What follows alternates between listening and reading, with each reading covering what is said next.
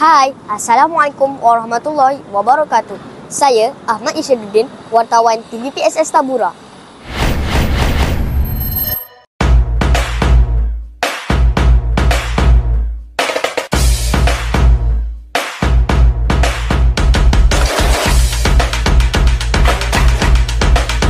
Tabura.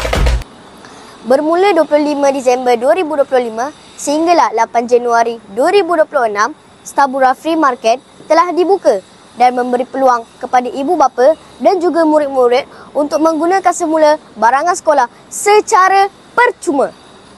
Jom sama-sama kita sokong Tabura Free Market 6.0. Jom. Kawan-kawan, kita boleh mendapatkan pelbagai t-shirt dan uniform sekolah di Tabura Free Market 6.0 ini. Jom datang.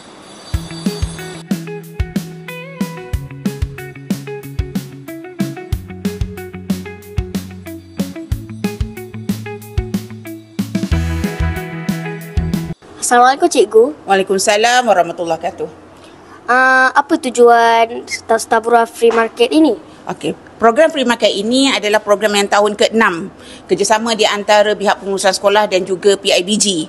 Kita nak kurangkan bebanan ibu bapa dalam persediaan anak buka sekolah. Jadi di sini kita kumpulkan barang-barang guna semula uniform sekolah yang rasanya tidak digunakan oleh ibu bapa di rumah. Jadi hantarlah ke sini, kemudian di sini kita kongsi rezeki dengan ibu bapa yang lain yang memerlukan. Jadi saya menyeru kepada semua ibu bapa di luar sana, hantarlah pakaian-pakaian sekolah yang telah terpakai tetapi masih elok ke sini ataupun membeli pakaian baru untuk sedekahkan, dikongsikan rezeki itu kepada ibu bapa sebagai persediaan 2026. Jadi datanglah beramai-ramai di sini, ambillah pakaian yang kita sediakan ini secara percuma. Terima kasih cikgu. Sama-sama.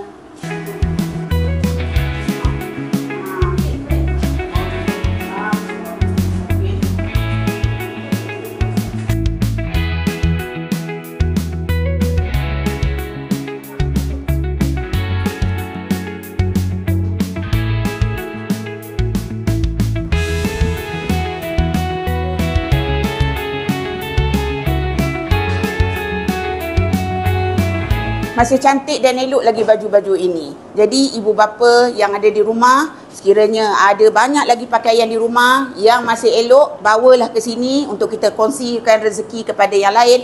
Boleh ambil datang ke sini secara percuma. Terima kasih. Kami dari TVPSS Tabura merakamkan setinggi-tinggi penghargaan kepada pihak sekolah, pihak PIBG dan pihak ibu bapa yang sentiasa menyokong dan menjayakan program ini.